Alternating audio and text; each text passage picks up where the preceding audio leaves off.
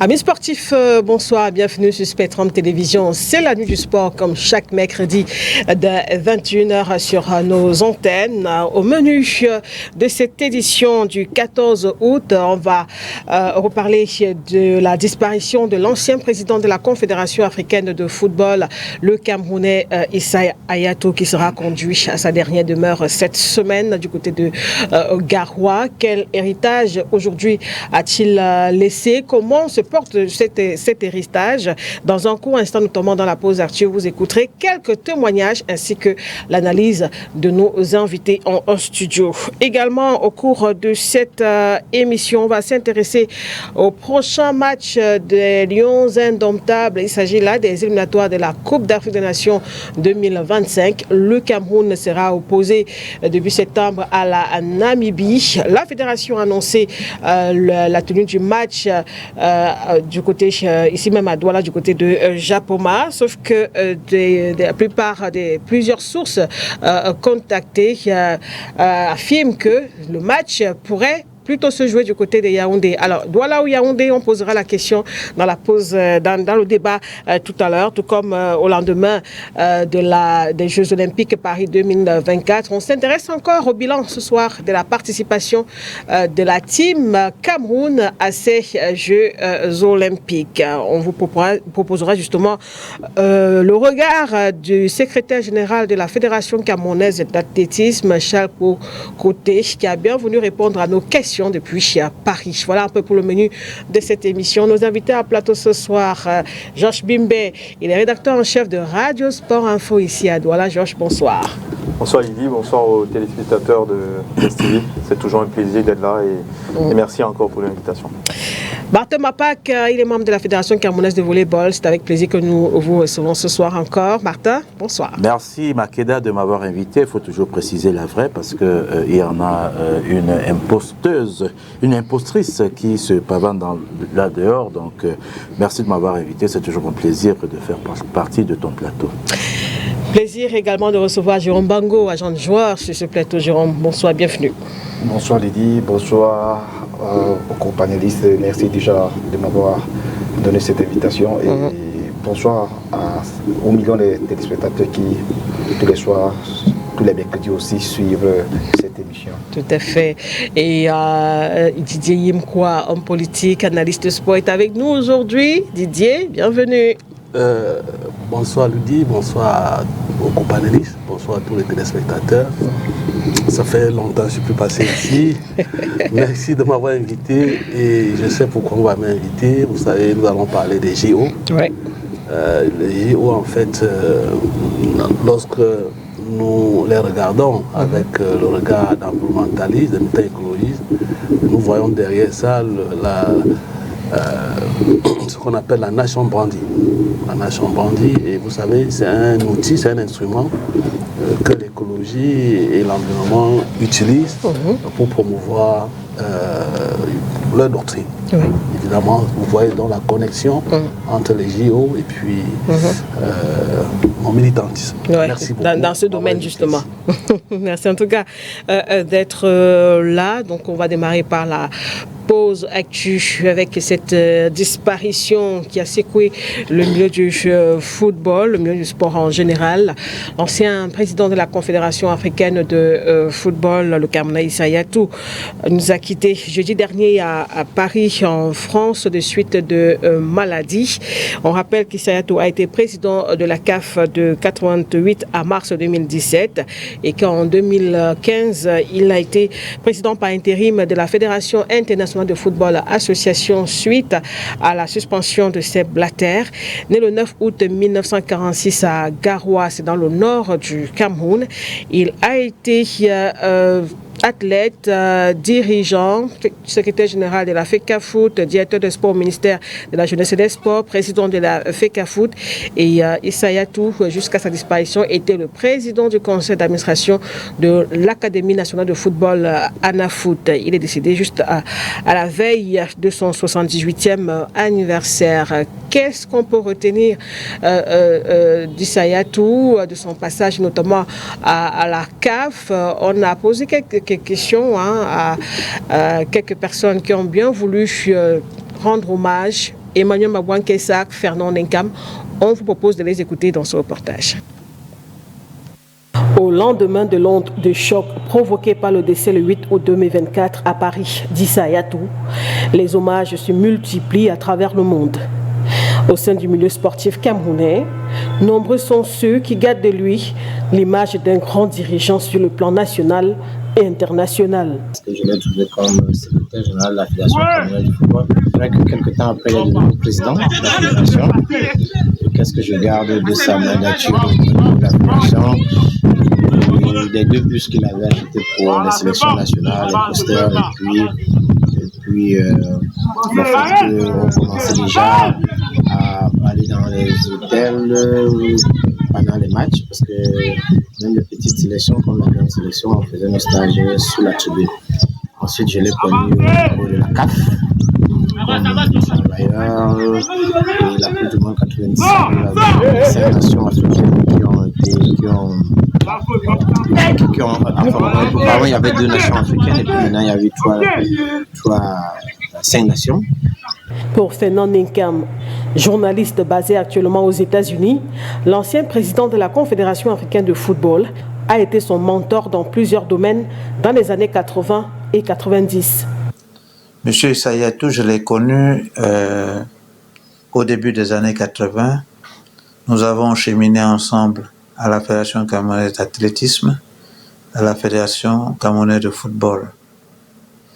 En 1987, M. Issa Hayatou m'initie à la préparation d'un match de football. En 1990, c'est encore lui, M. Issa Hayatou, qui m'introduit auprès de M. Sepp Blatter en Italie.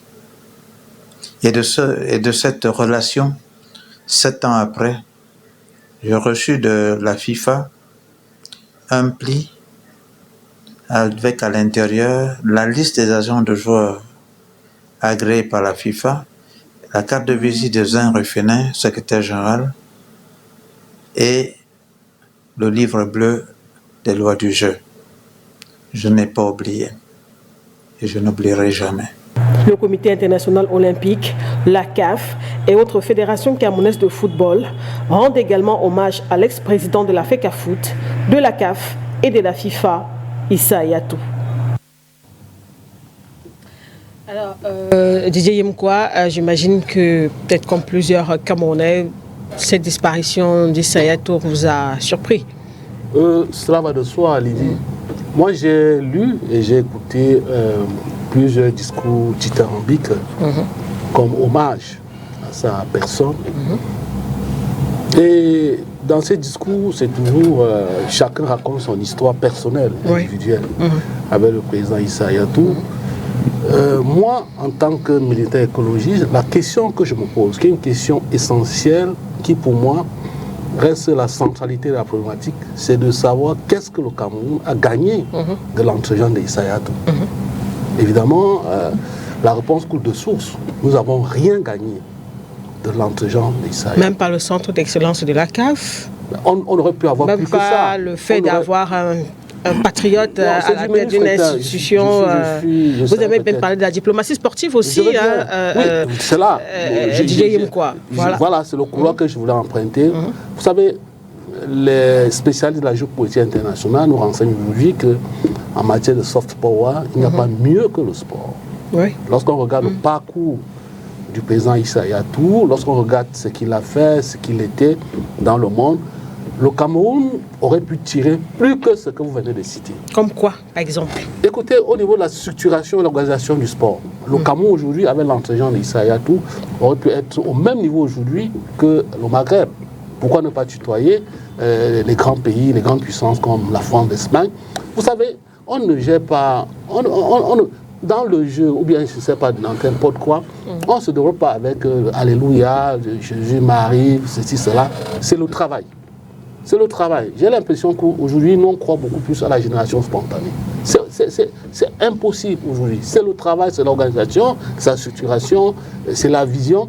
Il faut qu'on cesse de coller le regard villageois sur le Cameroun. Nous venons de perdre un baobab.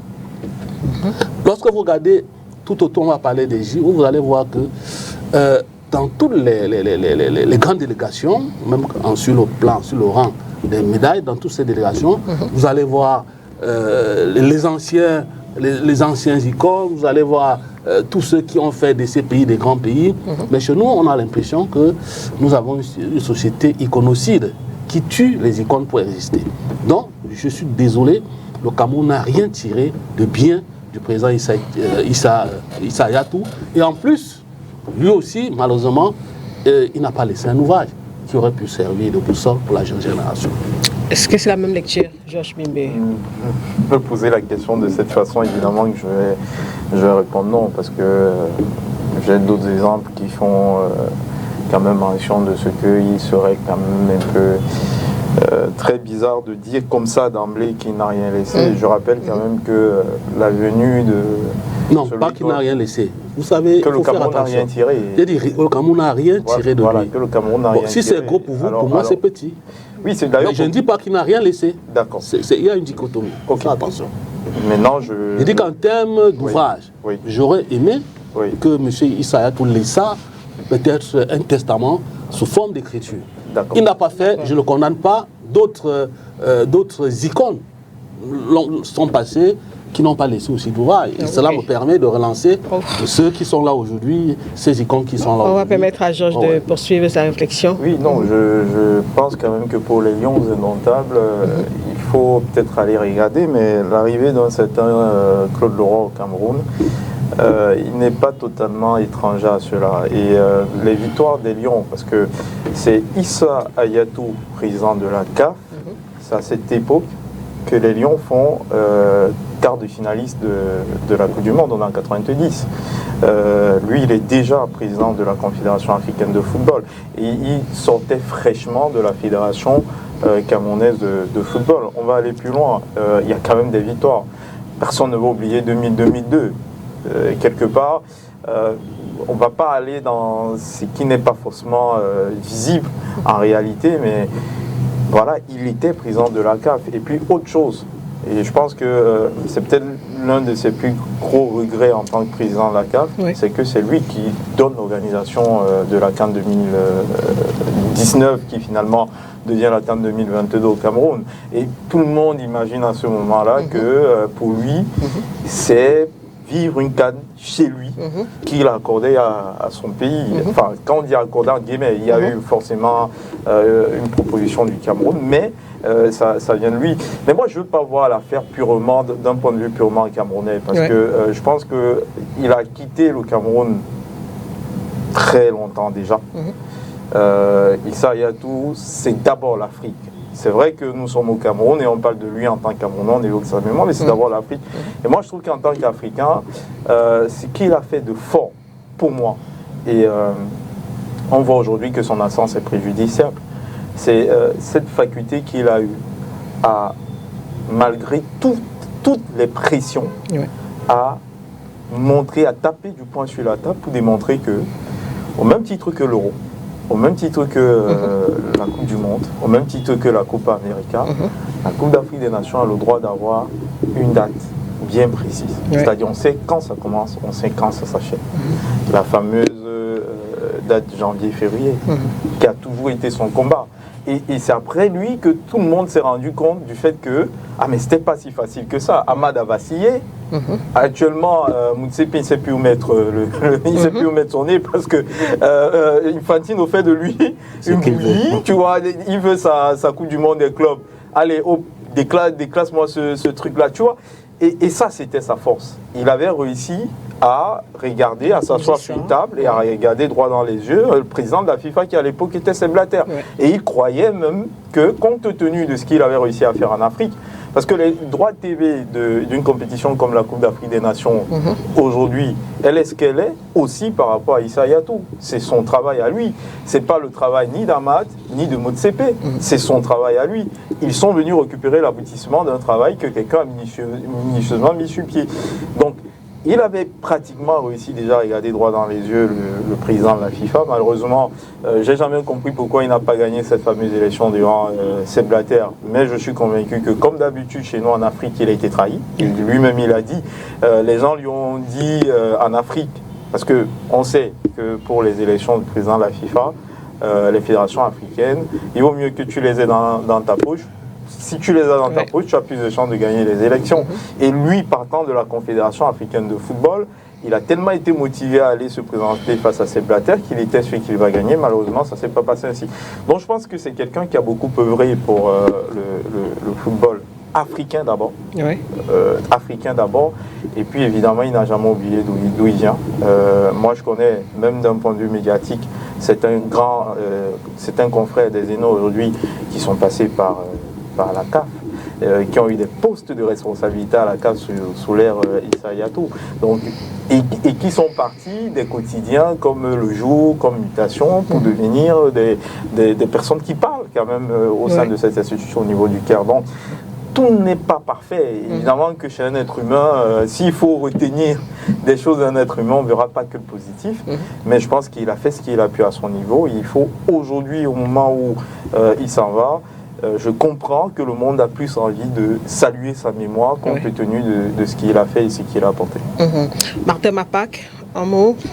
Oui, je pense que Issa Hayatou, c'est un grand monument du sport africain. Parce que ramener tout au niveau du Cameroun, il faut déjà se poser la question, est-ce que le Cameroun était disposé déjà à recevoir ce que Issa Hayatou pouvait apporter pour lui, parce que quand on regarde, on fait le parallèle entre ce qui se passe aujourd'hui dans le mouvement du sport. Oui. Quand on voit le parallèle entre la violation flagrante des lois qui régissent le fonctionnement du sport, quand on voit tout ce désordre qui est manifeste aujourd'hui, est-ce que le Cameroun, même malgré toute sa bonne volonté, est-ce que l'environnement du Cameroun était susceptible de recevoir ce que Issa Hayatou aurait bien pu apporter au Cameroun? Moi, je dis la même chose. Personne l'accuse. J'ai l'impression que vous m'avez mal compris. Non, je suis en train de dire. On vous a très bien compris. DJ, vous n'allez pas interrompre les panélistes à chaque moment aussi. Je suis en train de dire que je doute que l'environnement du Cameroun, la structuration du ministère des Sports, la façon dont fonctionne le Comité national olympique était propice à recevoir les dividendes de ce que la présence d'un monument, d'une icône comme Issa Hayatou au sein du mouvement sportif mondial, je ne parle pas que de la CAF, au sein du mouvement sportif mondial aurait pu apporter, parce qu'une chose est claire, c'était un grand patriote camerounais, c'était un grand Africain, souverainiste et avec qui ne blaguait pas, qui ne faisait pas du tout de concessions sur la souveraineté de l'Afrique par rapport, quand on voit le marionnettisme qui règne aujourd'hui au sein de la CAF, on comprend quelle est l'étendue de la magnificence du personnage qu'est M. Issa Hayatou. On va sortir par vous, Jérôme Bango. Pour vous, Issa Hayatou, c'est aussi celui qui a impulsé un certain nombre de réformes au niveau de la Confédération africaine de football, le quota des pays africains en Coupe du Monde. Au regard un peu de ce de l'après Issa Hayatou, pour vous, quel est le regard que vous portez sur l'héritage qu'il a laissé après lui?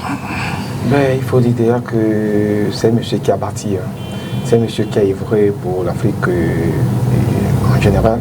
Maintenant, l'après Issa Hayatou, il faut dire qu'après sa débat du côté du Maroc, lui aussi ne s'attendait pas que Ahmad pouvait avoir tout simplement l'onction des autres pour le lycée au niveau de la tête de la Fédération africaine de football.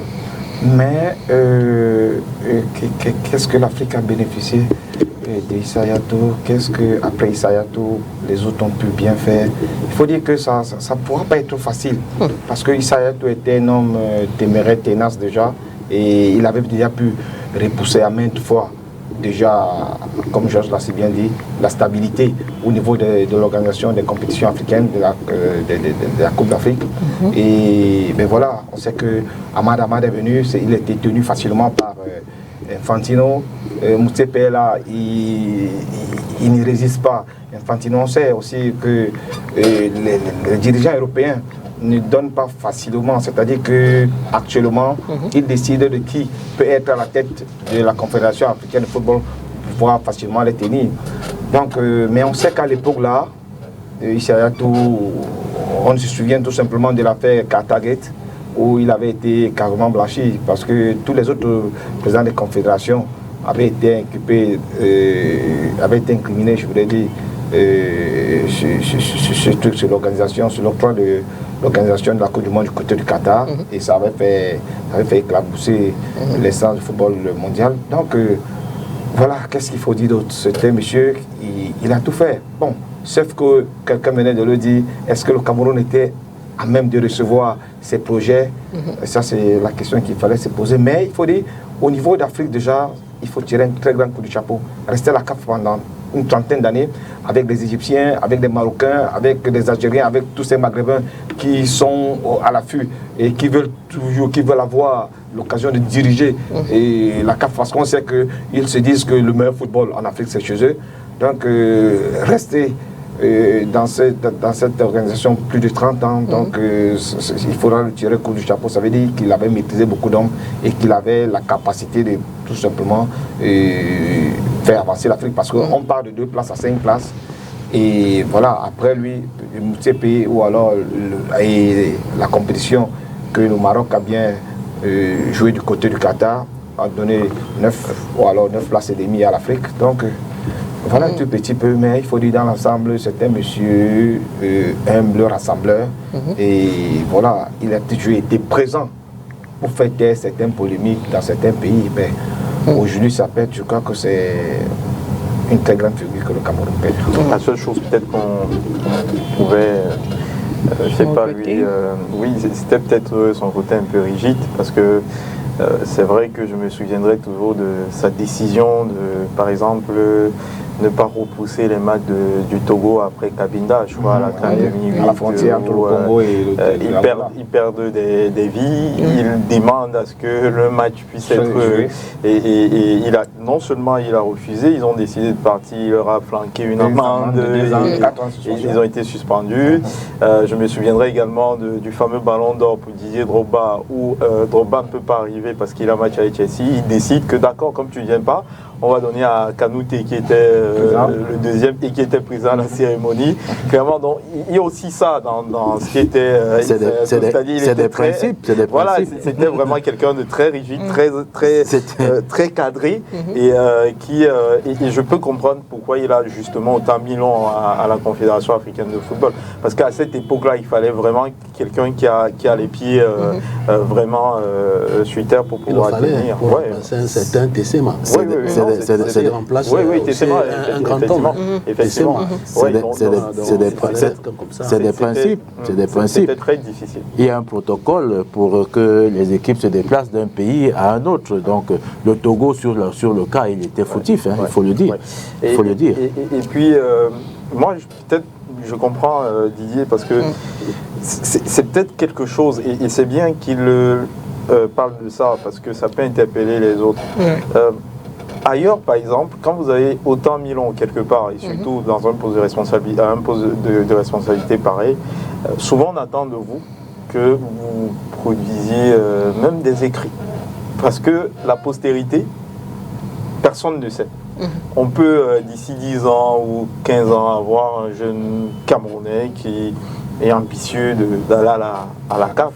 Et donc, il aura peut-être besoin d'une boussole, même si elle n'est pas totalement adaptée à l'ère du moment, mais l'expérience acquise, que ce soit d'un point de vue managérial, que ce soit au niveau de la maîtrise des rapports de force, de comment est-ce que la maison fonctionne, ce type de choses, ce qu'on peut regretter, c'est qu'il est en train d'aller, et le sentiment qu'on peut avoir, c'est qu'il s'en va un peu avec tout ça, en fait, et que ce type de, soit des écrits, soit quoi que ce soit, ça aurait pu aider. Et c'est peut-être effectivement, là je suis entièrement d'accord avec lui, là où c'est peut-être un peu dommage de voir un Baoba parti comme ça, mais parti avec tout ce qu'il avait comme véritable. Il y a quand même les historiens de football qui peuvent aussi... le problème, c'est qu'il accordait très peu d'interviews. Il était quelqu'un d'extrêmement taiseux, d'extrêmement discret.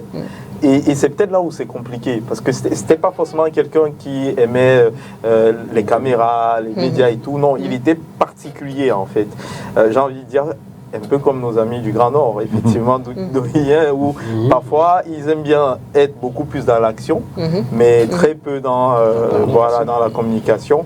Et c'est peut-être là où c'est compliqué. Et que ceux, par exemple, que moi je connais, qui ont été autour de lui, notamment certains journalistes qui ont occupé des postes et autres, je ne suis pas sûr qu'aujourd'hui, ces gens-là, bon, peut-être Abel Mengue, oui, parce que lui, mais de la nouvelle génération, il y a un très brillant journaliste qui a d'ailleurs occupé le poste de responsable de la communication. Junior Bignam.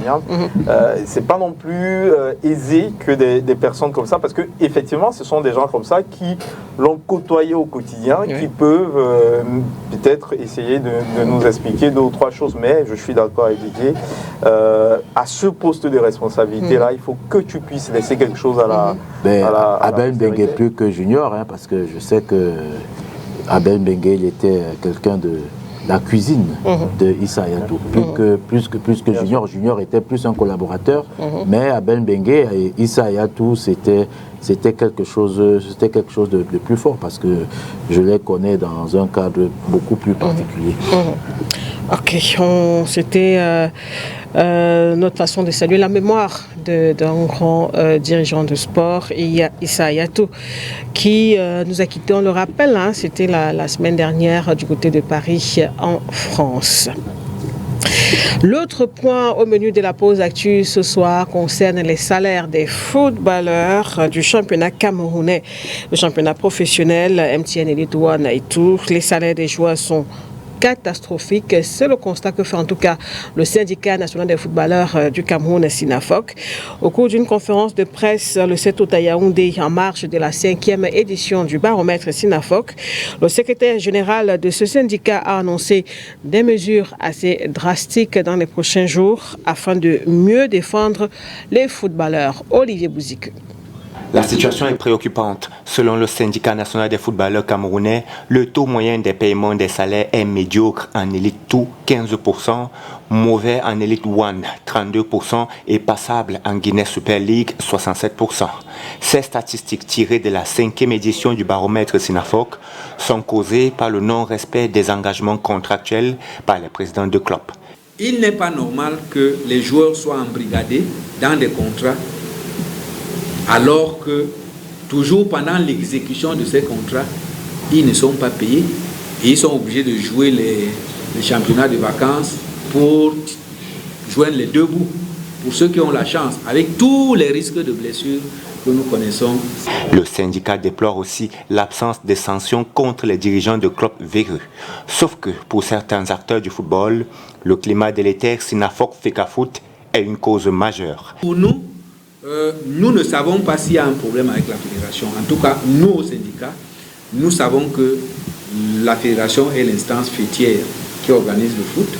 Nous savons que notre rôle est de défendre les intérêts des joueurs. Est-ce que ça dérange? Ça doit normalement déranger. Mais est-ce que, pour autant, ça devrait empêcher la collaboration? Je pense que ce que nous faisons, nous le faisons pour le bien de tous. Parce que si les joueurs sont bien traités, croyez-moi, ça va se répercuter sur l'ensemble. Le SINAFOC envisage défendre désormais les droits des footballeurs par des mesures judiciaires drastiques. Donc aujourd'hui, si un club ne paye pas, nous saisissons la chambre de résolution des litiges. Si la décision est définitive, le club ne paye toujours pas, nous informons la fédération. Si la fédération ne fait rien, nous saisissons la FIFA. Et les décisions vont être exécutées avec le risque pour la fédération de perdre de l'argent pour des questions qui ne la concernent pas du tout. Pour le syndicat des footballeurs, cette mesure permettra de réduire considérablement la situation précaire des joueurs ainsi que les multiples plaintes et grèves enregistrées pour des arriérés de salaire. Merci à Olivier Bouzik pour ce reportage. Jérôme Bango, c'est une thématique que vous connaissez très bien. Aujourd'hui, à écouter le secrétaire général Metongos du syndicat national des footballeurs du Cameroun, SINAFOC. C'est un problème qui ne concerne pas la fédération des primes à bord et que, bon, voilà, comme il l'a dit, il y aura des mesures assez drastiques désormais pour mieux défendre les footballeurs. Quelle est votre analyse par rapport à ça? Il faut tout simplement rappeler, dire que pour le moment, le championnat camerounais, on ne peut pas dire que le championnat camerounais est professionnel. Et n'étant pas dans cette structure professionnelle, ça fait qu'il y aurait toujours beaucoup de manquements. Voyez-vous, lorsqu'on dit qu'un championnat est professionnel, les joueurs doivent se faire accompagner par ceux qui maîtrisent l'aspect de contrat. Parce qu'aujourd'hui, chaque joueur s'élève, surtout que le président l'a brandi un format, et voilà, il se met à signer. Et puis voilà, comme venait de le dire le responsable du SINAFOC, les contrats sont faits sur les papiers, mais les joueurs ne perçoivent pas ce qu'ils ont pu signer. Alors, il n'est que légal que plus tard qu'ils engagent les procédures qui permettent au club de pouvoir s'arrimer et de mettre à l'aise les joueurs pour l'intérêt des footballeurs et de la Fédération camerounaise de football. Voyez-vous, si on veut être professionnel, il faudra d'abord, de prime abord, mettre les acteurs qui sont les footballeurs à l'aise. Sinon, ça serait comme il venait de le dire. Et aussitôt que nous avons fini la saison au mois de juin, les intervacances arrivent et c'est les mêmes acteurs qui jouent dans le championnat dit professionnel qui partent chercher 1000 francs, 2000 francs dans d'autres championnats où on a mis un peu d'argent, où on pense là-bas, les promoteurs ou alors les présidents des clubs, les intervacances ont besoin de ce joueur-là contre un peu d'argent. Maintenant, le risque de blessure, assez risque de blessure, la saison qui reprend, on a besoin de ces joueurs-là dans les différentes catégories, chez les U20, chez les U17, quand les gens reviennent. Et puis on connaît les conditions dans lesquelles les joueurs évoluent sur les terres battues, caillouteux et autres. Donc ça fait ça. Mais je dis, pour réglementer ça, il faudra mettre, comme je disais, j'ai dit quelque part dans un média, il faudra réorganiser un tout petit peu les états généraux ou alors un forum pour le sport en général et essayer de vivre. Peut-être avant d'arriver au niveau des états généraux, je voudrais bien avoir la lecture de Georges Bimbe qui est sur le terrain au quotidien, qui connaît aussi très bien les dirigeants que les footballeurs eux-mêmes. Georges, qu'est-ce que vous pensez justement de ces mesures-là drastiques annoncées par le syndicat? Non, pour moi, d'abord félicitations à eux parce que c'est ce qu'on attend d'eux, qu'ils aillent loin. Mais je ne pense pas que le problème sera résolu parce que j'ai toujours eu la naïveté d'estimer que le problème il arrive. Vraiment, ne pensons pas que le Cameroun est un îlot à marge du fonctionnement général du football. Non, pour moi, vraiment, c'est une erreur. Je pense qu'on a commis cette erreur depuis des années et on continue. Pour que l'environnement salarial des footballeurs camerounais s'améliore, il faut que l'environnement global de la publicité au Cameroun s'améliore. Je m'explique. Ce qui finance le football dans le monde, c'est les droits TV, particulièrement. Et les droits TV, c'est quoi? C'est la pub. C'est la pub que vous avez durant des matchs et tout ça, qui permettent à un média comme STV d'aller dire à la fédération que bon, pour les 3 prochaines saisons, moi je diffuse, voici ce que je te donne, et qui permet à la fédération ou à une ligue de prendre cet argent et de redistribuer ça au club, qui peuvent payer les salaires, payer les charges et tout ça. Mais regardons l'environnement de la publicité au Cameroun. Regardons même d'abord le rapport qu'il y a entre l'environnement de la publicité au Cameroun et les médias. Quel est le média qui peut se permettre d'aller acheter les droits? J'ai vu, on a essayé de faire quelque chose avec la télévision nationale. Mais c'est une erreur, parce que l'agent de l'État n'a pas vocation à aller dans ce type de business. Ça devait normalement venir des entreprises de médias privés, sauf que pour que ça vienne des entreprises de médias privés, il faut que les entreprises de médias privés aient en face un environnement public, de la publicité viable. Donc le premier problème, il vient de là. Parce que c'est comme ça que le problème est résolu partout. on ne va pas inventer le fil à couper le beurre en se disant que parce qu'on est au Cameroun, on va régler un problème avec une forme de camerounaisation. Ça n'existe pas. Et depuis des années, c'est comme un serpent de mer. On ne s'en sort pas. Deuxième chose, c'est qu'en attendant de régler le problème, mettons d'abord, comme on dit souvent, avant qu'on ne trouve la bétadine ou l'alcool, on te met d'abord une petite bande pour essayer un peu de... Ça fait longtemps, ça fait des années qu'on met la bande. Non, je crois que là, on est en train d'y aller. Parce qu'à défaut donc de faire en sorte qu'on trouve la solution évidente, pour stopper la saignée, le seul moyen qu'on avait, que je demande depuis, c'est de diminuer considérablement le nombre de clubs. Parce que si vous n'avez pas assez de ressources, vous allez redistribuer à combien de personnes? C'est-à-dire que vous avez 10 francs. Mais on est en train de vous demander de redistribuer 10 francs à 80 personnes. C'est impossible. Donc, la diminution considérable du nombre de clubs permettra que ce qu'on a, on remet, si c'est 10 clubs, regardez, je termine peut-être par là, à l'ouest Cameroun, j'ai remarqué quelque chose. En fonction des régions, il y a tellement d'élites, des gens qui peuvent faire un certain nombre de choses. Et vous allez vous rendre compte, je prends un exemple, que autour d'une équipe comme Panthère Sportive Indé, les élites sont divisées. Donc c'est-à-dire qu'au lieu que et ça a un impact évidemment, sur mais vous imaginez on a vu ça aussi avec Unisport de Bafang. J'ai juste pris un exemple. Vous allez trouver le même problème dans beaucoup même ici dans le littoral. Tout simplement parce que chacun veut être puissant seul. C'est-à-dire que les gens veulent multiplier les équipes parce qu'ils se servent de ces équipes pour d'autres choses. Mais ils ne viennent pas autour des équipes pour le football. Or, s'ils venaient autour de cette équipe pour le football, il y a des petits problèmes comme les salaires qui n'hésiteraient pas. Donc, je suis d'accord, et c'est pour ça que j'ai aimé cette mesure prise par la fédération. Il faut baisser considérablement le nombre de clubs en élite. De telle sorte que, si vous revendiquez être une élite d'une certaine région, et que ce club est en première division, non, vous n'allez pas aller mettre l'argent. Si vous voulez mettre l'argent dans le football, vous n'allez pas aller mettre l'argent ailleurs. Non, vous allez... Puisque ce n'est que la seule équipe qui reste.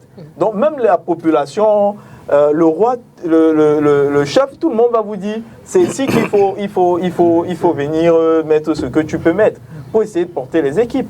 Mais les gens ont créé des équipes, un peu comme on crée les partis politiques chez nous, tout simplement parce qu'ils ont des visées autres que le football. Ils se servent d'un statut qu'ils ont quelque part au sein d'une équipe. Donc pour moi, la solution ne peut... En fait, voilà les deux solutions. Le reste, là, on ne peut pas s'en sortir. Donc là, je crois que la fédération en a diminué 4 ou 5. Et 5. Et je sais que dans les années à venir, il prévoit de diminuer encore un peu plus. Parce qu'il a dit, je termine par là, comment dans les conditions que nous avions là actuellement, comment on a même fait pour avoir 20 clubs en première division? Pour moi, c'est comme une forme de sorcellerie. 20 clubs, donc on n'a même pas un diffuseur. C'est-à-dire, même la Côte d'Ivoire qui est là à côté, qui a eu un diffuseur, n'a pas 20. Vous avez 20 clubs en première division. Donc, c'est-à-dire, c'est des enfants qui sont dans des équipes des gens, qui ne sont pas... J'avais 12. Et voilà. On a des non, nous, on a une curiosité. Et quand vous voulez diminuer pour essayer un peu d'améliorer, non, les gens deviennent... Non, ça devient... Non, ils savent comment ils peuvent faire. C'est que ça devient un problème personnel. Que lui, il est venu pour devenir puissant dans le football. Toi, tu es venu le sortir du football. Il veut être puissant sous le dos des enfants qui jouent et qui ne payent pas. Mais lui, il veut être puissant. C'est un gros paradoxe. Et qu'est-ce que vous pensez quand le SGI estime qu'il n'y a pas... C'est pas quelque chose qui concerne la fédération? Non.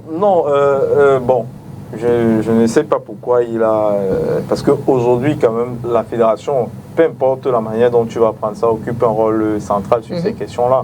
Je veux dire que, sur tous les exécutifs actuels, au-delà de ce qui se passe avec les sélections, je sais que son problème prioritaire, c'est comment résoudre la question des salaires des joueurs. Sinon, ils sont venus pourquoi? Si ce n'est que pour résoudre ce problème-là. Mais pour qu'ils arrivent à résoudre ce problème, il va falloir que, d'un point de vue politique, qu'on prenne des décisions fortes. moi je trouve que les entreprises, je suis désolé, hein, mais les entreprises chez nous, notamment d'un point de vue économique, n'accompagnent pas. Ils ne veulent pas se risquer parce qu'ils estiment évidemment qu'ils ne gagnent rien. Mais ils oublient peut-être que pour chaque entreprise, il y a une dimension sociale. Il y a, oui, mais même sur ce volet-là, voilà, même sur ces volets-là, il faut essayer d'accompagner. Si vous vous refusez d'accompagner comme étant une entreprise qui n'a pas fait du bénéfice parce que vous estimez que vous n'allez rien gagner dans l'environnement actuel du football, mais sur un autre volet, venez accompagner pour résoudre le problème. Donc la fédération, évidemment, est au centre de cette priorité, mais tout le monde sait qu'à côté de la fédération, c'est aussi d'abord la question des présidents de club. Qui est président de club chez nous? Qui est président de club chez nous? Comment on laisse 10, 16, 30, 35 enfants entre les mains d'un individu dont on ne sait pas où il prend son argent? Il fait quoi dans la vie? Est-ce que ce qu'il fait dans la vie peut lui permettre de... Vous avez vu l'actualité en France, Bordeaux est descendu en... Oui, parce qu'on s'est rendu compte que les caisses du club ne permettent pas de gérer un certain nombre de choses. Je pense que, et je sais que ça fait partie des choses qui vont se faire, je sais qu'ils vont le faire, mais je sais aussi que quand ils vont le faire, les gens vont dire que vraiment il y a la tolérance administrative chez nous dans d'autres circonstances. Vraiment on se débrouille. Vous venez, le pays n'est même pas encore... Donc c'est extrêmement compliqué. Il faut vraiment être patient. Didier, sur cette question, est-ce que peut-être la solution passe par une diminution du nombre de clubs, l'environnement de la pub aussi? Lydie, moi j'ai côtoyé quelques présidents de clubs. J'ai eu le privilège d'être dans l'organisation du CHAN, secrétariat télé, d'être formateur des bénévoles, CAF et volontaires. Ça m'a permis de côtoyer un certain nombre de personnalités, même africaines. On discutait de l'organisation du football.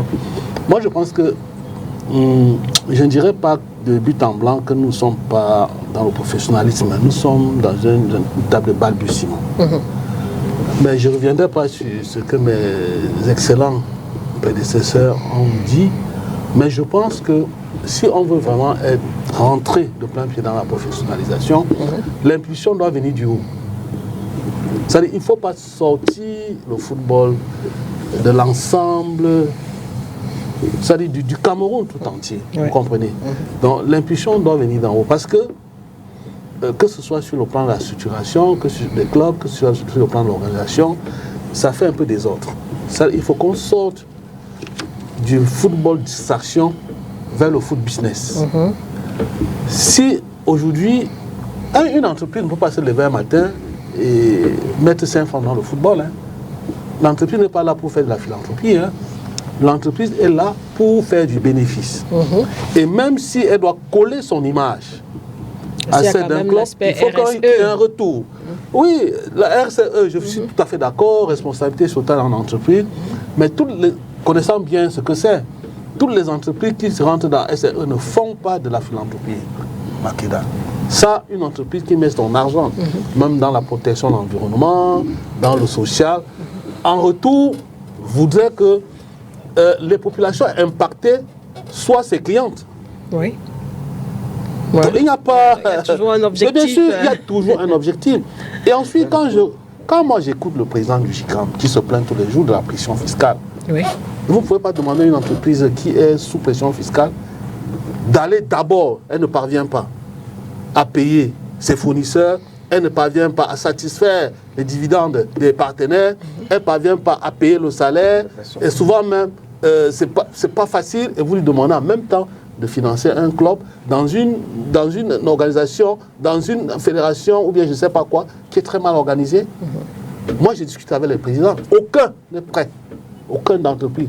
Alors que, si nous étions très bien organisés, si les choses coulaient, si les choses étaient bien faites, moi, je ne vois pas un club qui ne serait pas prêt, une entreprise qui ne serait pas prête à coller son image à une équipe. Il a dit quelque chose que je partage avec lui. À un moment donné, vous allez moi je suis d'idée, vous allez dans un département, vous avez 10 clubs. Vous voulez que les 10 clubs accèdent en première division. Et vous savez très bien qu'une équipe qui quitte Bazou pour aller jouer par exemple à Garoua ou à Ngaoundéré, seulement le transport et l'hébergement, on est autour de 10 millions. D'où cet argent viendra d'où? du seul président. Mais si c'est un seul président qui doit mettre cet argent, ne lui demandez pas de ne pas imposer sa vision à l'équipe. Donc il faut sortir de là. Et moi, j'attends toujours que ça vienne du haut. Parce que quand ça viendra du haut, on imposera, comme tu l'as si bien dit, la RE aux entreprises. Et à ce moment-là, dans une plateforme globale et participative, ces entreprises aussi poseront leurs conditions. Si vous nous demandez de financer les clubs et qu'en retour, la pression fiscale sera faible, nous sommes partants. C'est du gagnant-gagnant. Il y a une disposition là-dessus. Mais sauf que ça n'est pas appliqué. Je peux prendre des dispositions comme ça. Il y a même des lois, je peux prendre la loi sur les établissements classés. Il y a un article, je crois, c'est l'article 6 ou 7, qui stipule que si vous faites venir des équipements pour protéger l'environnement, on va vous faire des abattements fiscaux. Mais ça n'a jamais existé. Vous allez voir le ministre des Finances, à l'époque, on avait discuté avec le ministre des Finances, à l'époque c'était M. Alamine Ousmane, il vous demande d'aller au premier ministère, après au premier ministère, vous demande d'aller au secrétaire général de la présidence, après c'est le président Biya, mais vous êtes perdu dans les méandres. Donc il faut être concret. Si nous sommes d'accord que le football, que ce que le football nous a donné en termes d'image, en termes de diplomatie, et qu'en retour, nous devons lui remettre tout ce qu'il nous a apporté, ben, asseyons-nous et rentrons dans le professionnalisme avec ces exigences. Parce que ce qui se passe ailleurs n'est pas une histoire de prière ou quoi que ce soit. Les gens ont travaillé, les gens ont accepté des contraintes, les gens respectent les exigences et les résultats sont là. Pour terminer, Martin Mapak. Il dit il faut savoir que le contrat qui lie un joueur à son club est un contrat synalagmatique qui prévoit des exigences, des obligations entre deux parties. Donc c'est d'abord un contrat, les deux premières parties concernées, c'est le joueur et le club. Je ne parle pas de président. Le joueur et le club. Donc, d'une part, le joueur, il est appelé à offrir des prestations. Oui. Hein? Les offre-t-il? Si oui, il a droit à la contrepartie pour laquelle il a signé son contrat. Donc, tout le reste, SINAFOC, fédération et tout le monde, c'est des tiers. Mais des tiers intéressés. Ils ont un rôle, ils ont un droit de regard pour les uns et pour les autres. Voyez-vous? Mais au départ, il faudrait d'abord que les uns et les autres respectent les termes du contrat, de la convention qu'ils ont signé.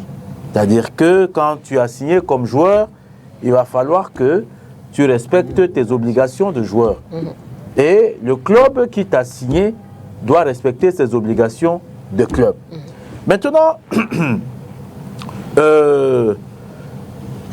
il y a un problème. C'est que le football du Cameroun est devenu professionnel depuis un temps. Il a cette épithète-là, professionnel. Mais les clubs ne se sont pas professionnalisés. On a encore des clubs qui fonctionnent sur l'ancien modèle. C'est-à-dire que des mécènes, des bienfaiteurs. Or, là, on a le paradigme a totalement changé. C'est-à-dire que tel que moi j'ai connu Union, Dynamo, Canon, avec les Mbous Paul Morand, les Ngassa Api, tous les grands dirigeants du Canon qui ont œuvré pour...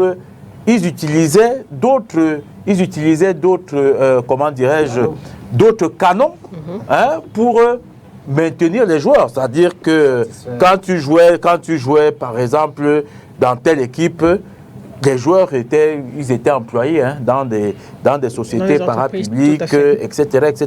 Donc il y avait une forme de compensation qui faisait en sorte que même si du club tu ne reçois pas quelque chose, tu as quand même une source de revenus qui te permet de maintenir une certaine stabilité.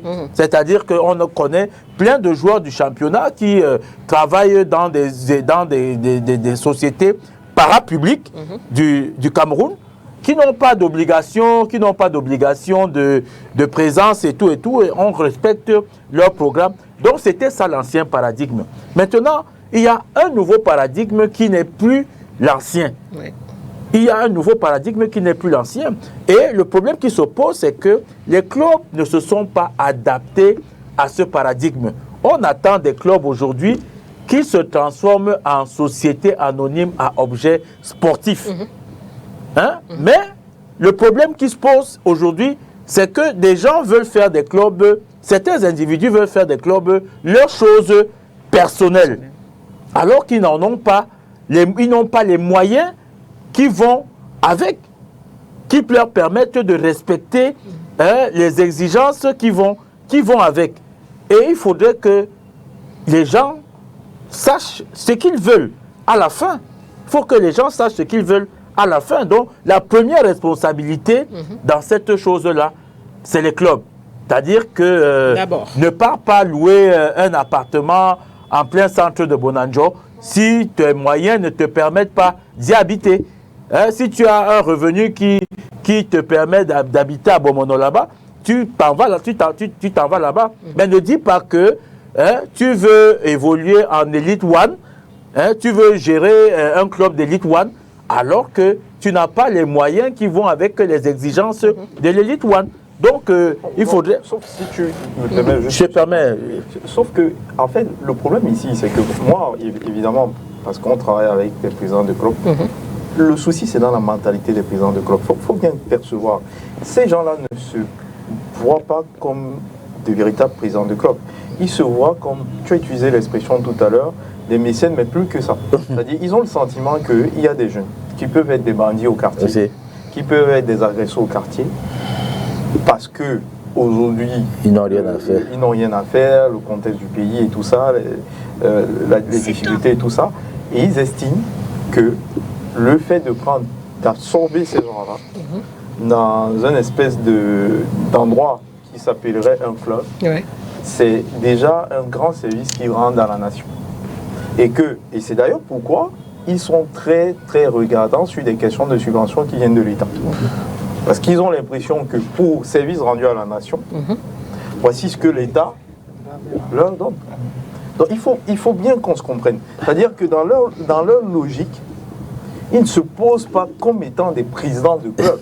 Non, c'est pas de ça dont il est question. Tout est faussé à la base. Quand vous prenez un joueur de Limbe, vous l'amenez à Douala, dans les clauses, vous décidez de l'héberger chez vous. Après, ça devient une histoire qui dort là où le chien devait dormir. Tout ça. Il faut bien comprendre la mentalité. C'est pour ça que j'ai dit, le premier problème, c'est qu'il faut bien savoir qui est président de club au Cameroun et quelles sont ses ambitions. Parce que ceux dont on parle, pour la plupart, je me suis rendu compte qu'on a affaire à des gens qui ont le sentiment qu'ils sont là pour rendre service à la nation. Ils sont en train d'encadrer des enfants. C'est pas un business, quoi. Oui, non. Ils encadrent...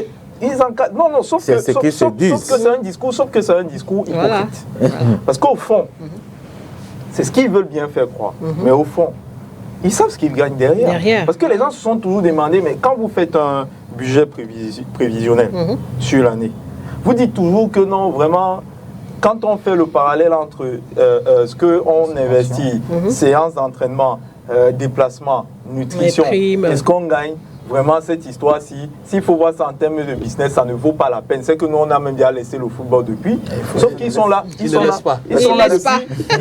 Donc, je veux bien comprendre qu'ils m'expliquent donc, qu'ils nous expliquent comment dans une affaire où tu n'as jamais gagné. Donc, toi, tu es toujours perdant chaque fois que tu as fait ton business plan. Mais tu es là, il n'y a pas de problème. Tu es là par philanthropie, tu es là parce que tu ne veux pas que les jeunes deviennent des bandits au quartier. Tu es là. Vraiment, non. Moi, je pense qu'il faut qu'on sorte de là. Et c'est pour ça que je te disais tout à l'heure que je comprends parfaitement ton exposé.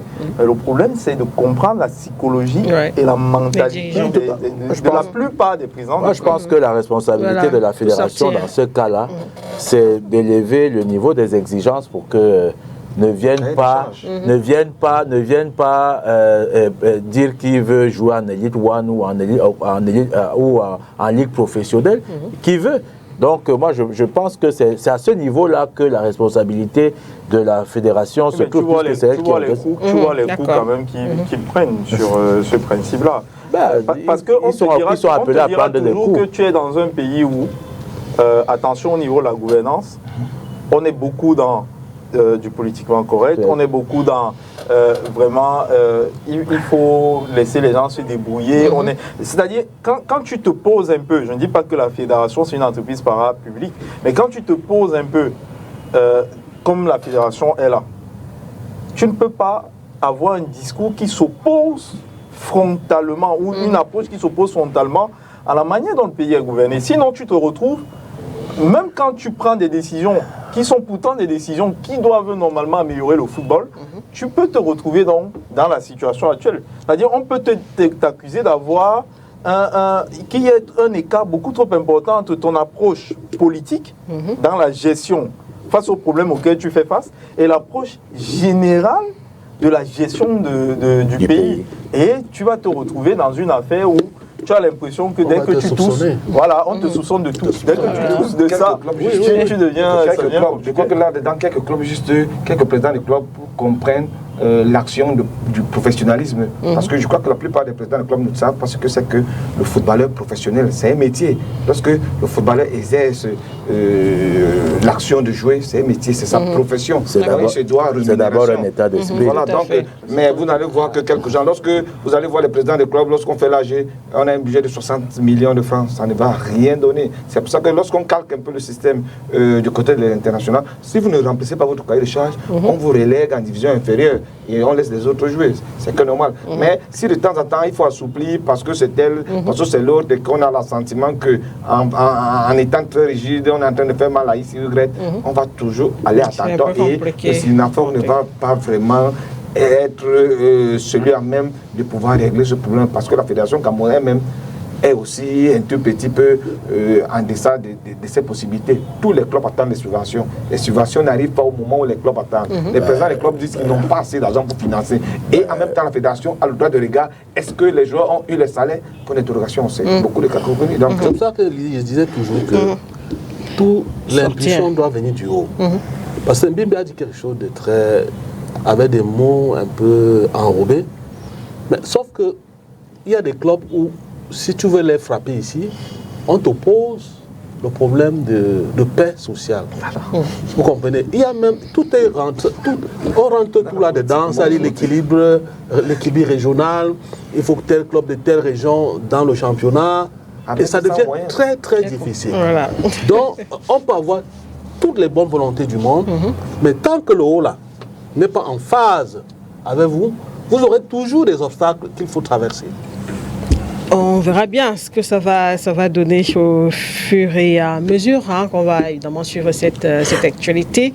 On va donc entrer dans la seconde partie de cette émission avec deux thématiques majeures, les éliminatoires de la Coupe d'Afrique des Nations 2025 de foot, et on fera aussi, on continuera de faire le bilan de la participation de la Cameroun Olympic Team aux Jeux Olympiques Paris 2024. Alors, Didier Yimkwa, pour parler justement de ces éliminatoires de la Coupe d'Afrique des Nations. Le Cameroun accueille la Namibie le 7 septembre. Le match pour la fédération devrait se jouer ici à Douala du côté de Japoma, mais de nombreuses sources, c'est encore de manière officieuse, pensent que, et affirment même, que cette rencontre va plutôt se disputer à Yaoundé et que d'ailleurs Marc Brice, le sélectionneur, l'avait dit depuis, il jouera tous ses matchs à Yaoundé. Quel est un peu le regard que vous jetez sur cette actualité? D'abord, moi j'ai l'impression que derrière tout ça, il n'y a rien de sport. Tout est un peu une gestion d'ego, de personnes. Parce que quelques spécialistes de foot avec qui j'ai discuté, qui sont plus éclairés sur ces sujets, mieux que moi, m'ont renseigné qu'en fait, c'est la fédération qui doit décider du stade où va évoluer son club. Oui. Peut-être avec l'assentiment du coach. D'autres vous disent le contraire. Oui, d'autres disent, voilà. Plutôt le coach. Donc, je leur ai demandé si c'est ce que la loi me dit. Ils m'ont dit oui, c'est ce que la loi dit. Quelqu'un m'a même fait dire quelque part. Bon, j'espère que peut-être je n'ai pas bien lu. Donc, sauf que, vous voyez, les problèmes entre la FECAFOOT et le ministère remontent en surface comme l'écume de la mer. Ça n'a rien à voir avec le foot, malheureusement. Parce que l'on joue le match à Japoma, ou bien au stade Enfandena, c'est le Cameroun. Bien sûr. Moi, je ne comprends pas. Les gens ont poussé l'imbécilité très loin, excuse-moi d'être un peu sauvage, jusqu'à parler de la sécurité, que si les Lions viennent à Douala, ils ne seront pas en sécurité. On y a mêlé des choses que je ne voudrais pas, la décence ne me permet pas de les prononcer ici. Moi, je ne comprends pas effectivement ce que cette bataille-là pourra nous donner. Est-ce que cette bataille ne pourra pas avoir un impact sur le jeu, ne pourra pas déteindre sur la qualité de jeu des athlètes? Bon, moi, je me pose trop de questions. Et puis, en fait, bref, moi, je pense une fois de plus qu'il y a un problème d'égo d'homme entre le ministère et la FECAFOOT, alors que tout est simple. Vous savez, c'est Michel Crozier qui disait qu'on ne gère pas une société essentiellement avec des règles. Oui. Tout à l'heure, quelqu'un parlait de la rigidité de notre compatriote Issa Yatou. Il peut arriver un moment où vous constatez qu'en appliquant de façon rugueuse le texte, cela peut aboutir à quelque chose que vous ne pourrez pas gérer. Qu'est-ce qu'on fait? On arrondit les bords pour peut-être sauvegarder l'essentiel. Moi, je pense que aujourd'hui, là, on ne devrait vraiment pas discuter sur le lieu où le match Cameroun-Zambie devait se jouer le 7 septembre. Mais moi, je suis désolé si jusqu'à présent, c'est le débat sur le lieu du stade. Vraiment, c'est horripilant. Vraiment, ça ne devrait pas nous arriver. Surtout qu'on sort des JO où le Cameroun affiche une image quand même noire, déchirée. On ne devrait pas encore sortir d'un problème et tomber dans un autre. Alors, Georges, est-ce que c'est une polémique que vous comprenez ce qui se passe? Non, c'est une polémique qui aurait pu ne pas en être une, mais qui réjouit parce que désormais au Cameroun, la mode c'est d'avoir des gens divisés et donc d'avoir des camps. C'est devenu la mode. Il n'y a plus... Quand les gens sont unifiés, il y a un problème. Les gens ont le sentiment que on est en déphasage avec la manière dont les choses doivent fonctionner. C'est-à-dire, le principe au Cameroun, c'est la division. C'est dire aux gens... Sans être caricatural quand même. Ça, c'est assez caricatural. Attention, justement, je suis dans le foot. Voilà. Restons même dans le foot. Vraiment, parce que dans le foot. Ça peut être perçu effectivement autrement. Non, loin de là. En fait, pour dire quoi? Pour dire que moi, j'ai toujours estimé qu'à un moment, il faut qu'on nous dise comment on veut qu'on réfléchisse. Est-ce qu'il faut réfléchir avec la logique? Est-ce qu'il faut réfléchir avec le tibia? Est-ce qu'il faut réfléchir avec une autre partie du corps? Parce qu'il faut d'abord qu'on nous serve ça comme mode opératoire et ensuite, on peut analyser. Je pose la question pourquoi? C'est quoi la FECAFOOT? Parce qu'à un moment donné, il faut qu'on revienne à des choses qui sont basiques. La FECAFOOT, c'est une association. Qu'est-ce qui se passe? C'est que l'État du Cameroun a estimé que pour gérer les questions de football... De sport en général? Non, de football. Pour la FECAFOOT. Au lieu de donner ça à un ministre, compte tenu de tout ce qui a été signé à la FIFA et tout, je vais faire une délégation de pouvoir à une association.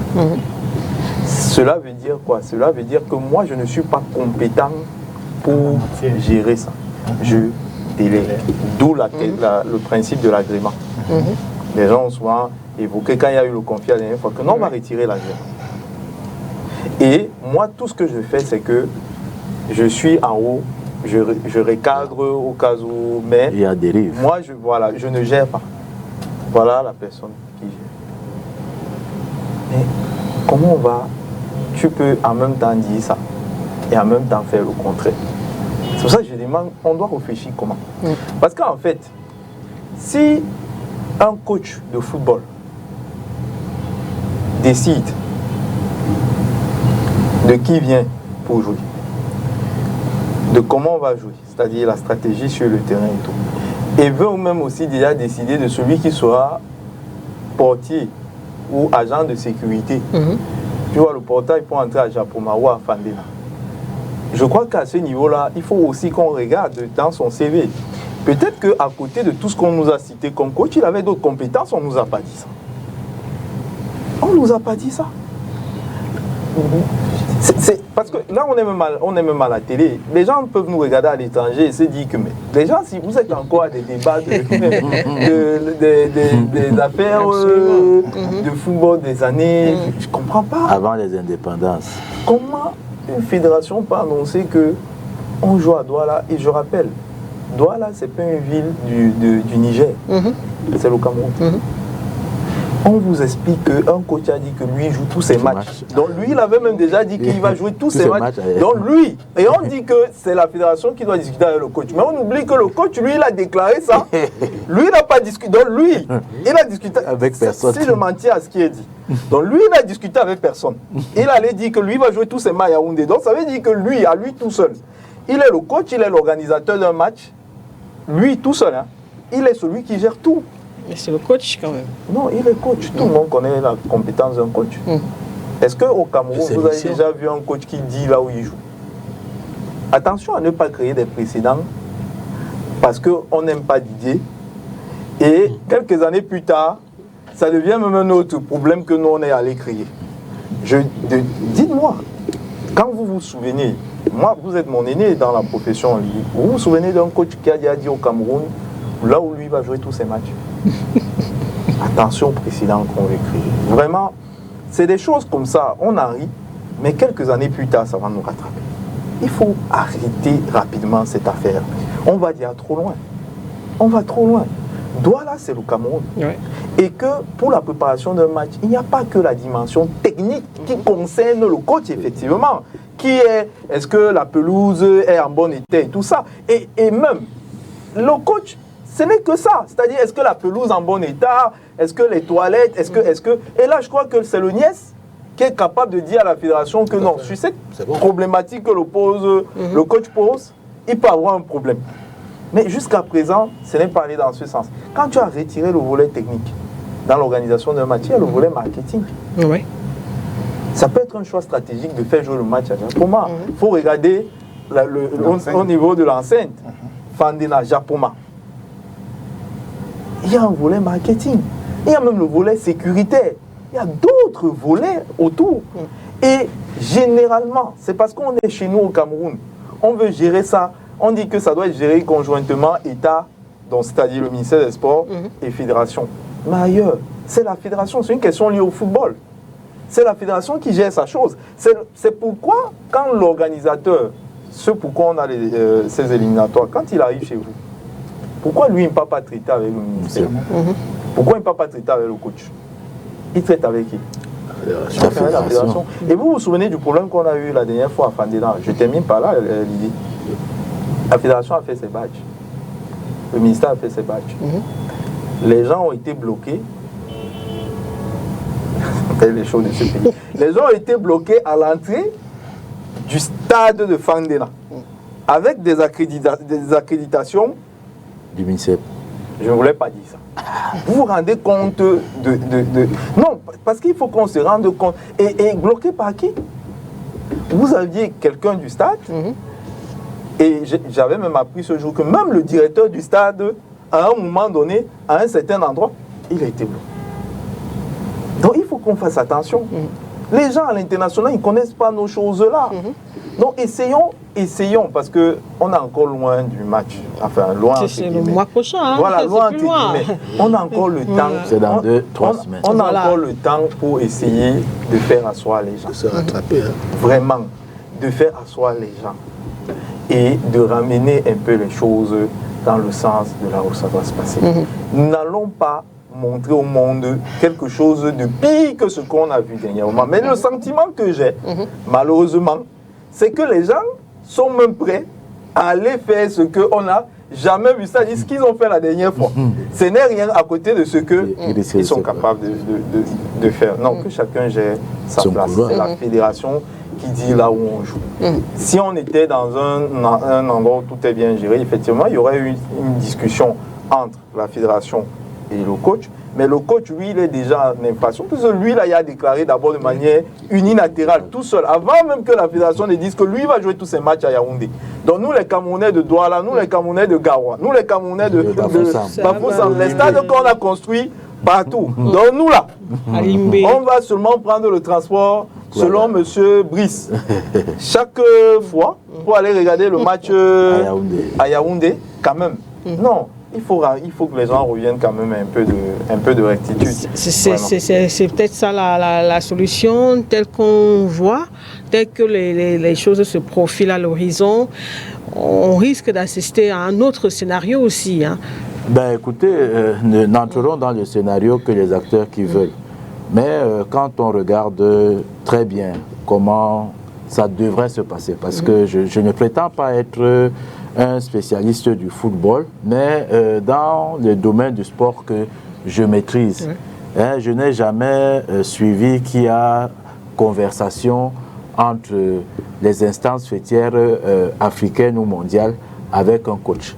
La conversation se fait uniquement de fédération à confédération ou bien de fédération à fédération internationale. Je ne sais pas à quel moment le coach est inclus dans la conversation. Si ce n'est que la fédération lui demande son avis. À partir de cet instant-là, la fédération est libre de le suivre, de suivre son avis ou bien de décider de manière souveraine. Donc, sur ce point-là, il ne faudrait pas qu'on se leurre. C'est-à-dire que moi, j'ai encore eu le team press manager de l'équipe nationale qui m'a confirmé que le match va se dérouler à Douala, à la date dite et à l'heure dite. Donc, ça, c'est ce qui est officiel. Maintenant, comme Georges disait, il n'y a pas de communication entre le ministère et la Confédération. Parce que c'est la Confédération qui est l'organisatrice de la rencontre. Mais j'irai au-delà de ce que Georges a dit. Et que c'est même la fédération qui envoie. Voilà. Parce que là, on est dans un cas d'un match CAF. Voilà. Qui envoie à la CAF le nom du stade. Ou le match. On ne connaît ni ministère, ni. Donc, quand ils ont envoyé, c'est en fonction de ça qu'il y a des déplacements. L'adversaire se déplace. Voilà. Comment vous allez créer. Comment vous allez. À moins que le Niès, qui peut être l'acteur majeur de ce conflit, n'entre en scène et te disent que le stade de Japoma n'est pas disponible. Il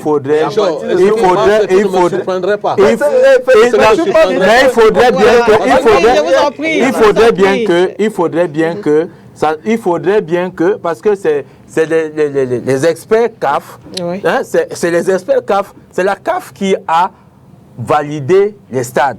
C'est eux, parce qu'il ne suffit pas que l'ONIES vienne dire ce qu'on lui aura demandé de dire.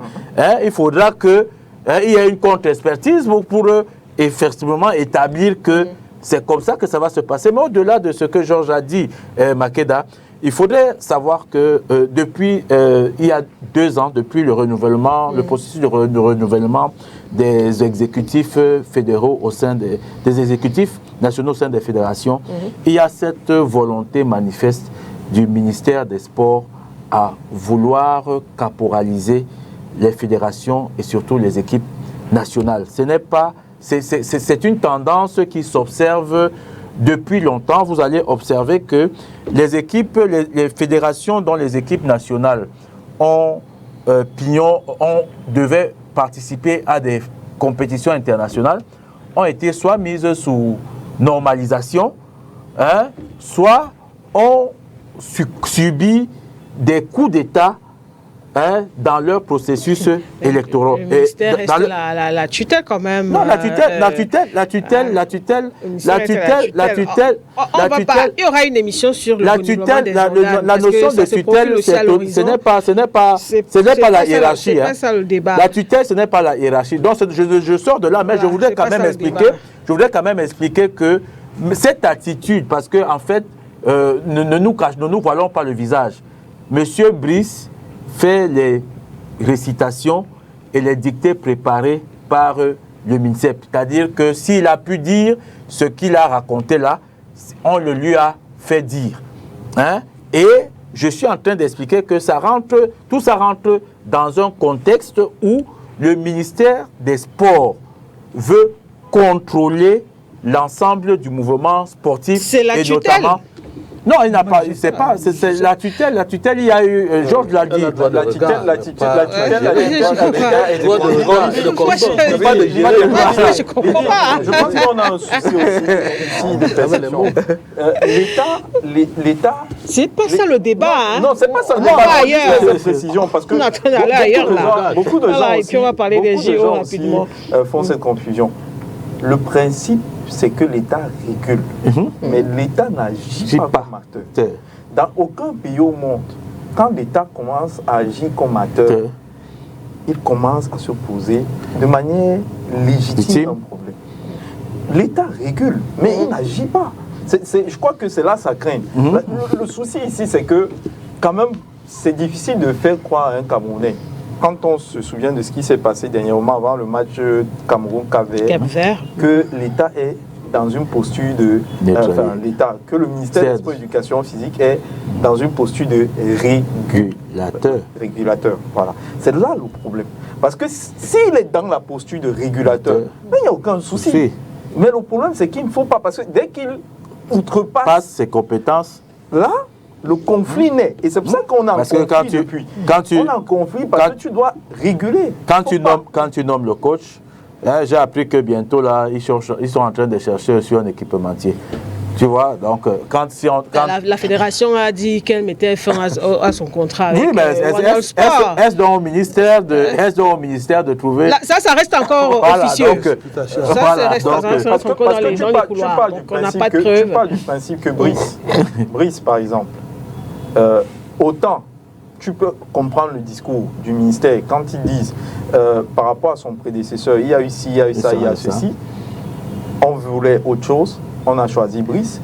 Tu as senti que la fédération n'était pas d'accord pour Brice, mais la fédération a fini par accepter Brice. Parce que la fédération même a fini par nommer Brice.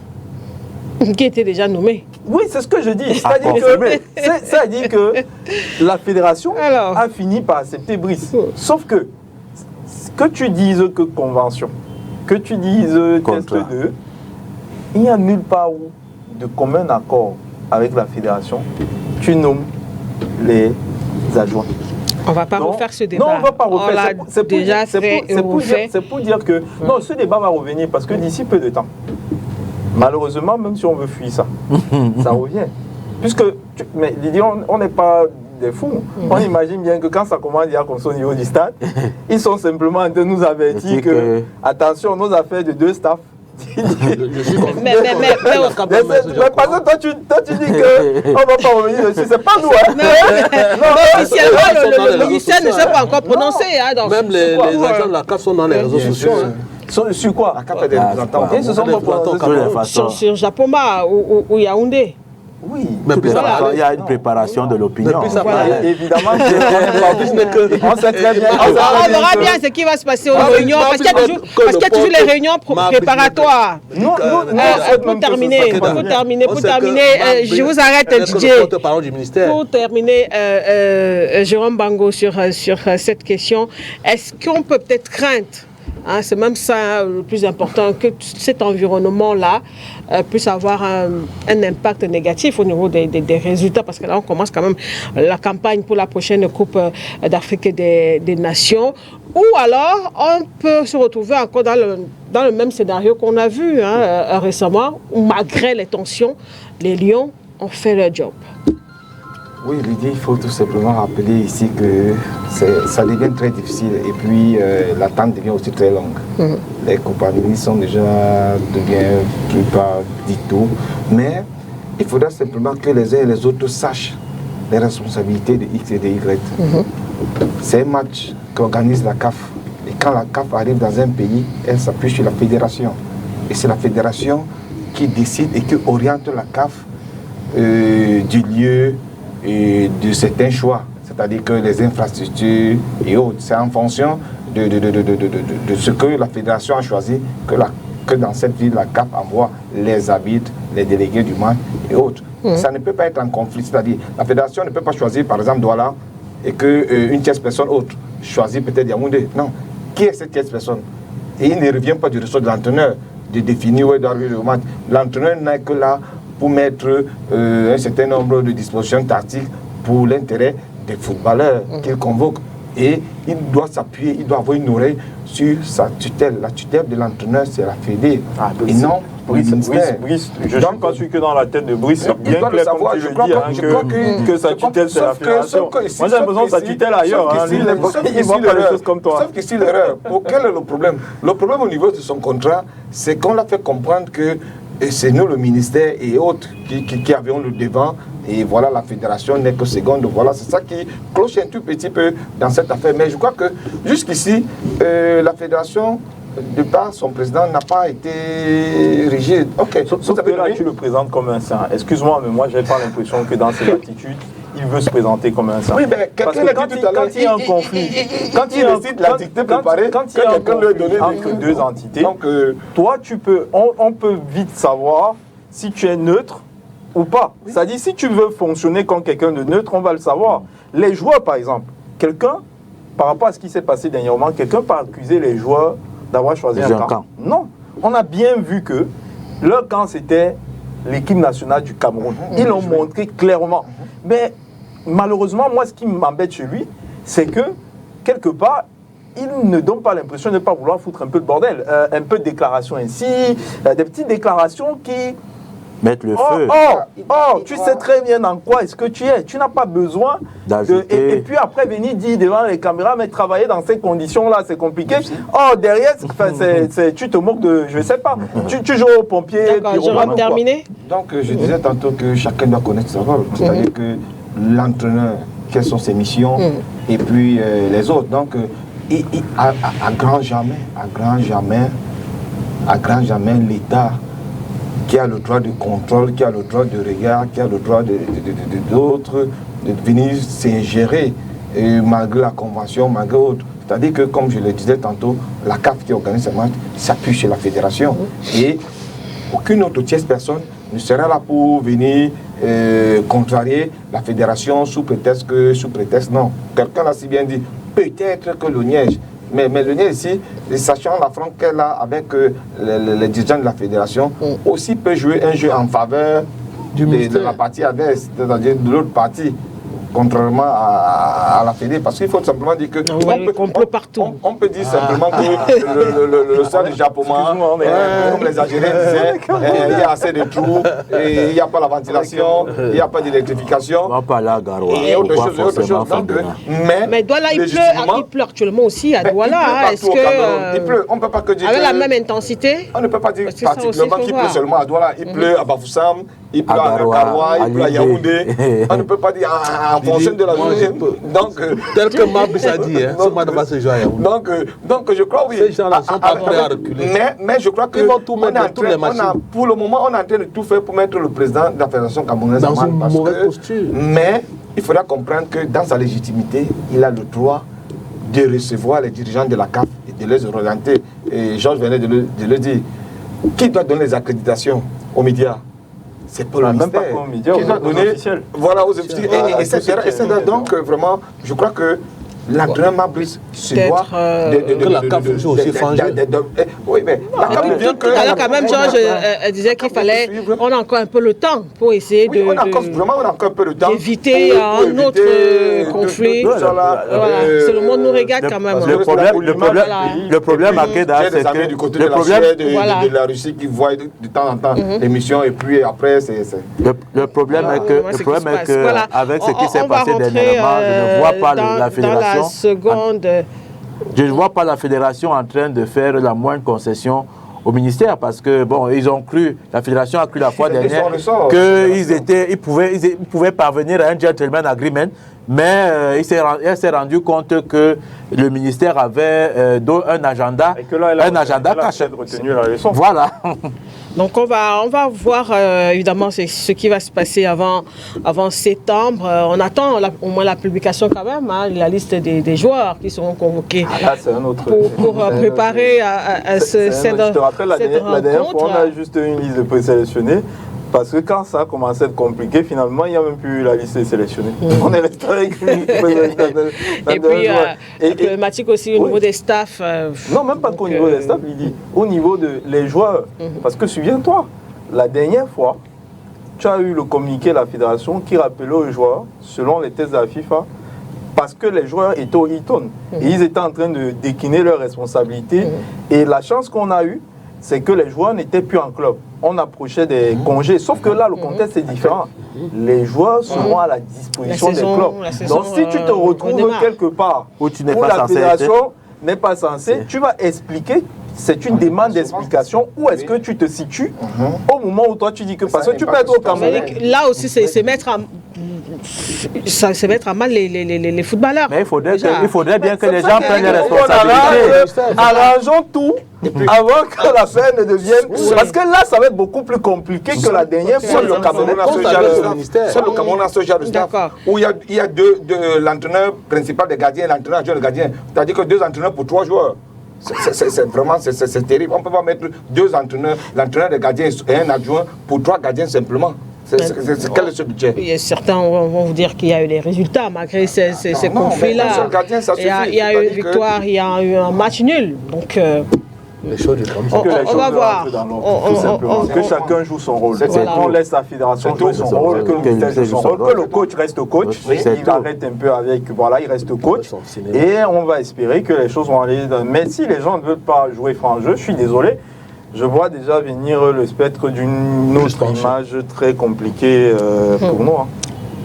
Affaire à suivre. Donc, on va s'intéresser cette fois pour terminer aux Jeux Olympiques Paris 2024. C'est donc terminé dimanche dernier du côté de la France. Vous le savez, le Cameroun avait aligné 6 athlètes dans cette compétition. Au final, aucune médaille remportée.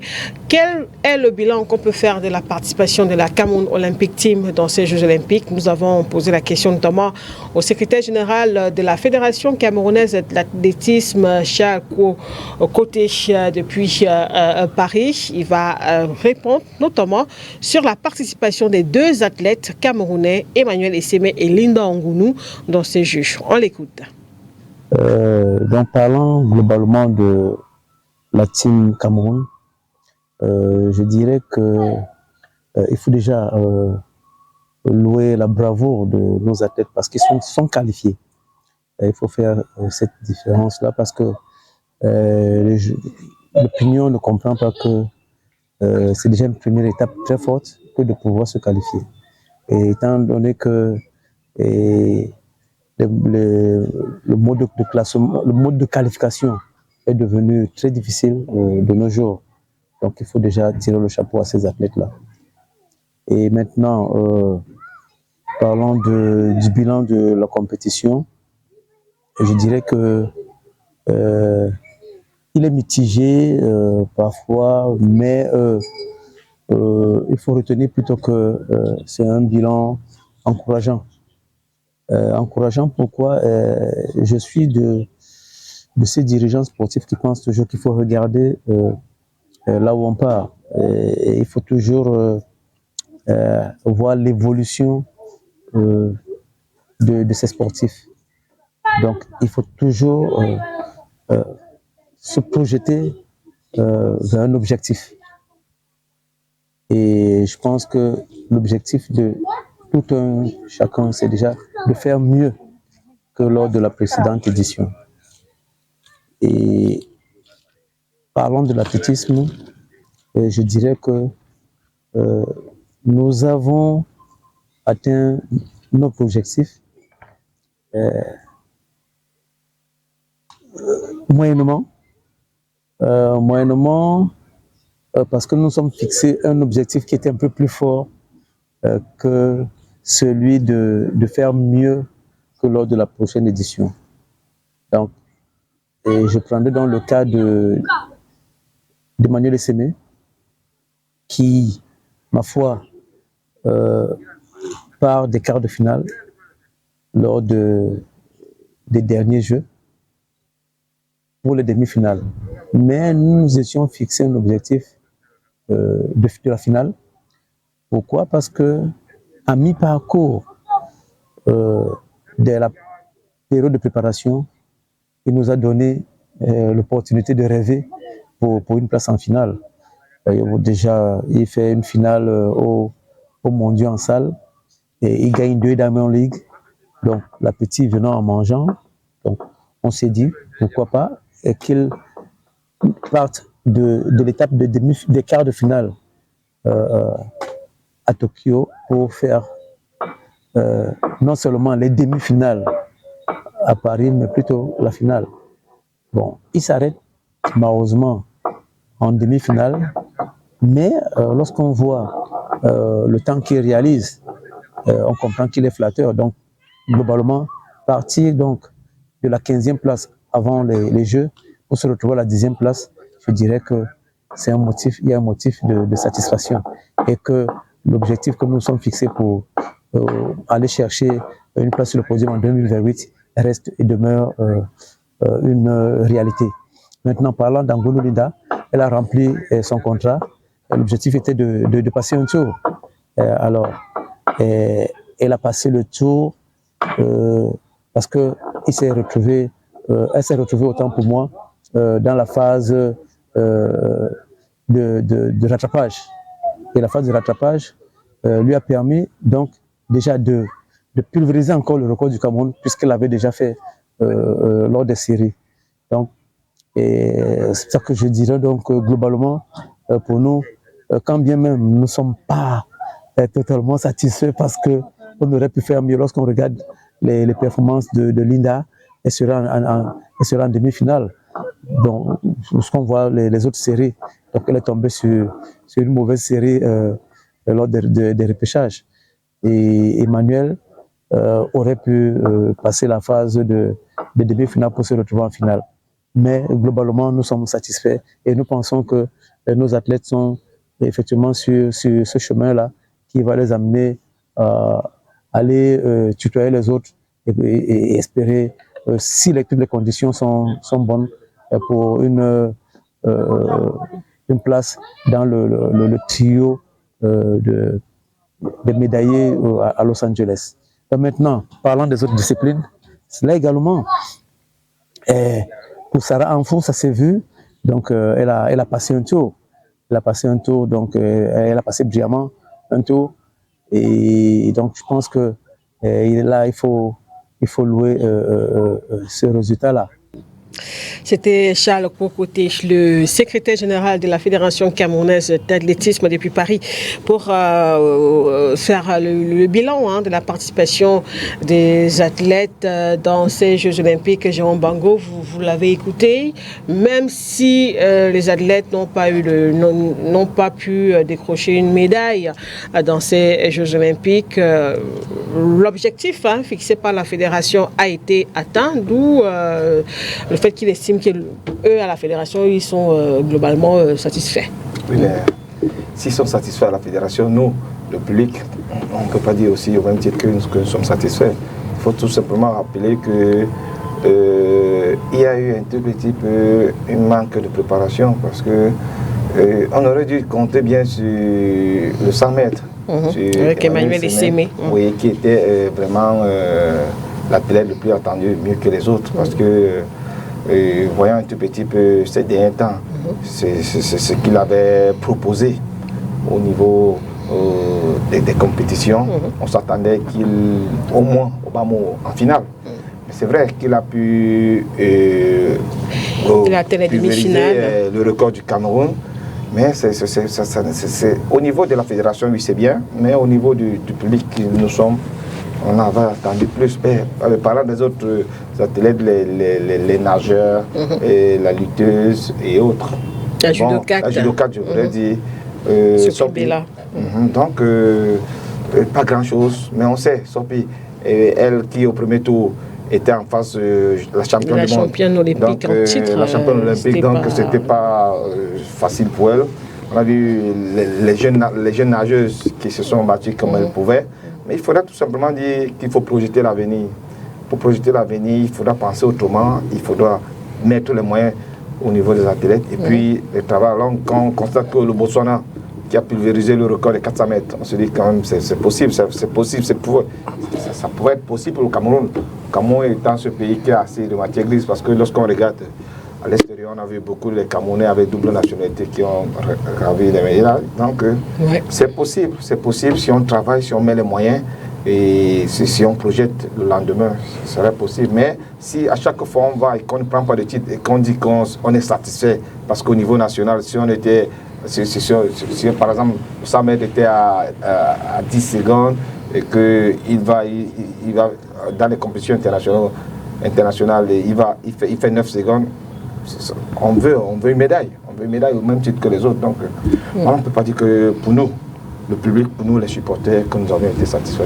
Alors, Martin Mapakense, c'est un peu le même avis que vous partagez en tant que supporter de la Cameroun Olympic Team, vous êtes déçu, mais est-ce que vous qui êtes bien ancré dans l'organisation des compétitions, etc., est-ce que quand on va à une compétition aussi comme les Jeux Olympiques, l'objectif uniquement c'est de décrocher une médaille?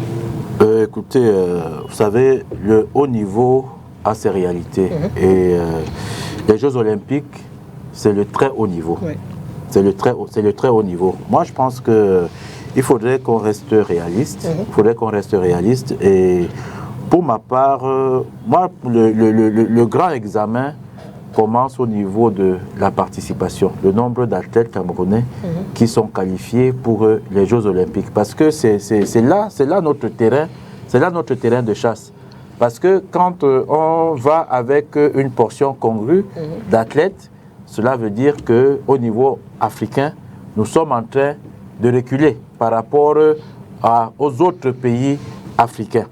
Et cela s'explique, cette débâcle-là, moi je ne m'attendais pas à une prestation particulière des athlètes camerounais au regard de ce que je savais qu'ils allaient rencontrer en face comme adversaires et adversité.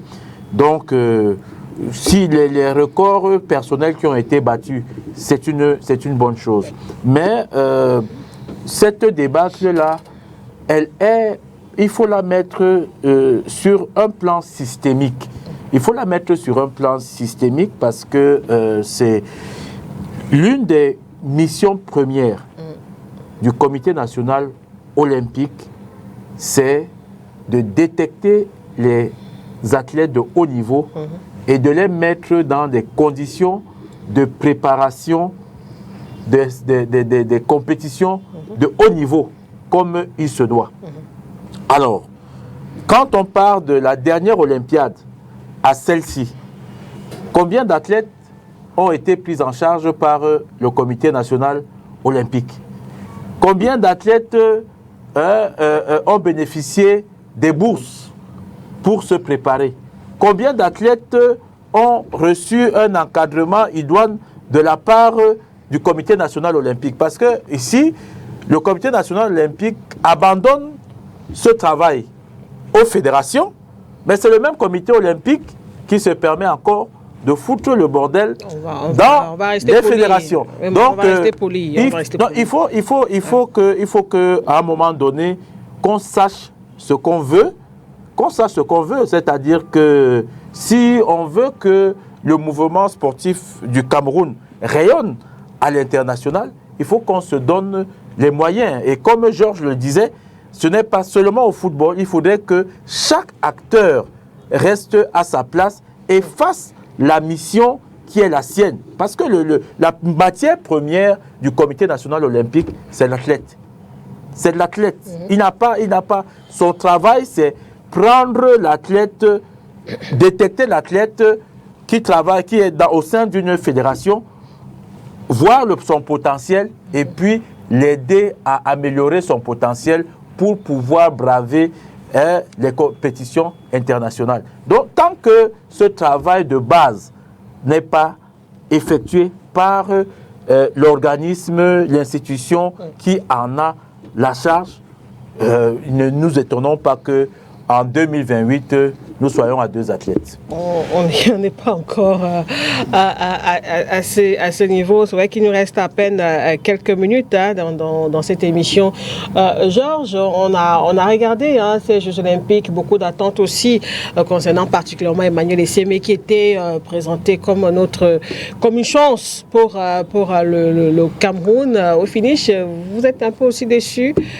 Non, tout au contraire. Je tiens à saluer l'abnégation des athlètes qui nous ont représentés, parce que je pense qu'ils ont vu ce que c'est que le haut niveau, ils ont vu la marge qu'il y avait entre eux et les autres, mais ils se sont battus avec ce qu'ils avaient, ils se sont battus avec leurs armes.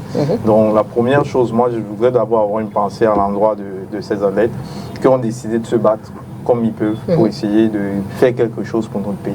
Voilà, moi c'est ce que je retiens. Maintenant, comme on a moins de temps, moi je veux simplement dire une chose, c'est-à-dire que si on est ailleurs, quelqu'un me dirait, ceux dont vous parlez, ceux qui sont à la tête de ce comité, et même pourquoi pas ceux qui sont à la tête du ministère en charge des sports, ils auraient pu démissionner. Ils auraient pu, compte tenu du bilan, compte tenu de la situation dans d'autres pays, on dit ok, moi je m'en vais parce que le constat d'échec est là. Nombre de participations et ce que j'ai fait. Mais ils ne vont pas démissionner de toute façon. Et l'autre chose, c'est que nous on en parle ici, mais qui vous a dit qu'il y a un bilan dans ces bureaux-là de ce qui s'est passé et où les gens s'asseyent même à 3 à 4 comme ça pour dire que bon, ça s'est passé difficilement là-bas, il y a les Los Angeles qui arrivent, on peut essayer de... Non, ça n'intéresse personne. 2028. On écoute, quand on écoute quand même le secrétaire général de la Fédération camerounaise d'athlétisme, non, lui parle de sa fédération. Oui, ils sont en train de se projeter aussi pour 2028. Il n'a pas les moyens de sa politique. Donc c'est un débat juste, il a la chance. STV va vers lui, parce que STV veut absolument faire en sorte que les Camerounais soient au courant de ce qui se passe et tout.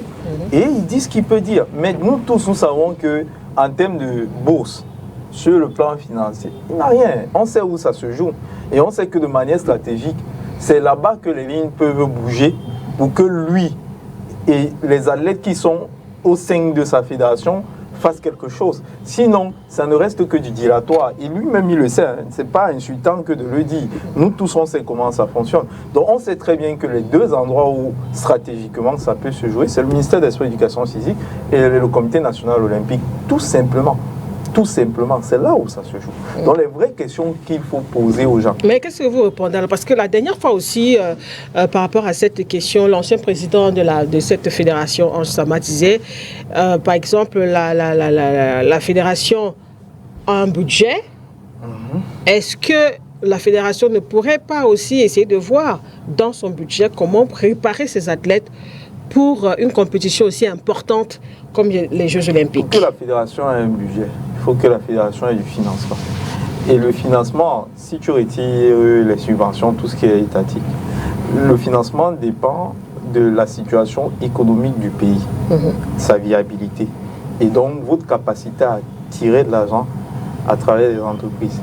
Je veux, parce qu'on n'a pas assez de temps, parce que si on n'arrive pas à susciter quelque chose avec le football, qui est supposé être l'opium du peuple, à plus forte raison, c'est un combat pour les autres fédérations.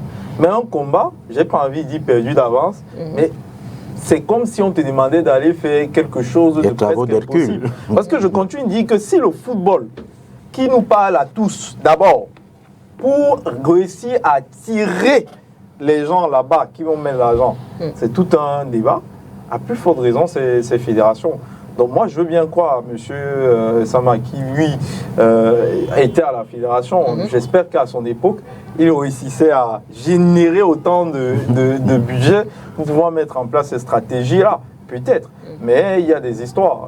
Il faut voir ce qu'est devenu Françoise Bango lorsqu'elle réalisait. Je crois que je ne vais pas soulever ici, c'était un souvenir.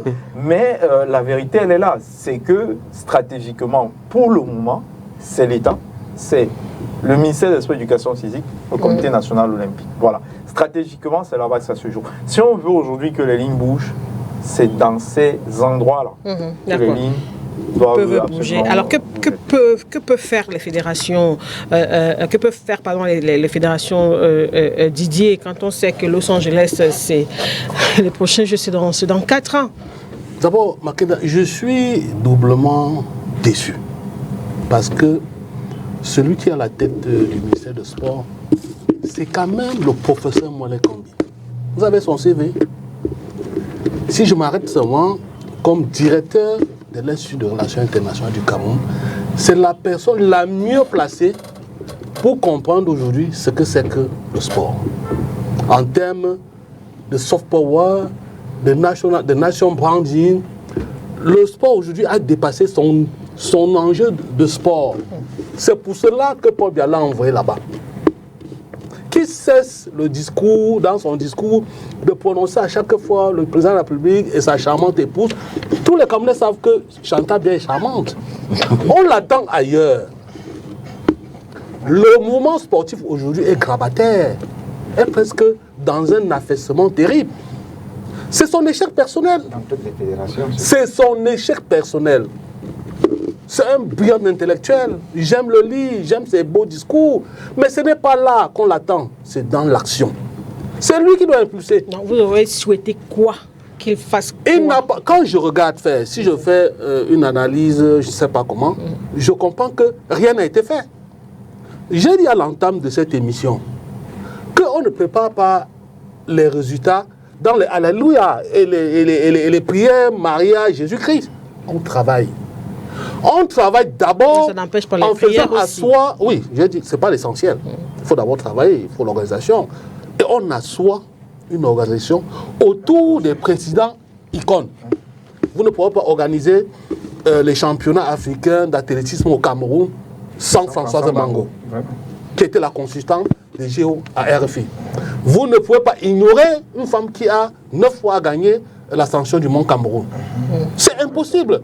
Moi, j'ai regardé les JO. Quand je prends par exemple le basketteur américain, qu'est-ce que je vois tout autour de ces gars-là? C'est le père de Curry, qui est aujourd'hui le meilleur basketteur du monde. C'est Jordan, c'est Mike Jordan. Tous les anciens sont là. Et c'est ça le relais. Mais ici, on tue les écoles pour exister. Façon de parler, façon de parler. Entre guillemets. Ça ne peut pas marcher. Mais le problème, c'est qu'on estime que c'est des gens qui tapent sur un camp. On estime ça que c'est maintenant. Il faut impliquer davantage nos icônes. Il faut, parce que ça marche ailleurs. Moi, quand je vois par exemple, la médaille, on l'a déjà donné à Imbib, on va le décorer. On l'a déjà décoré. Moi, j'ai aimé ça. Je ne suis pas très tendre avec le professeur Moulay Kambi, mais là, j'ai aimé ça. Parce que le débat sur la nationalité, ça ne m'intéresse pas. C'est un Camerounais, c'est un Bassa qui est allé là-bas. Il a été le meilleur basketteur, on sait où il joue. Mais si c'est un Camerounais, il faut le valoriser.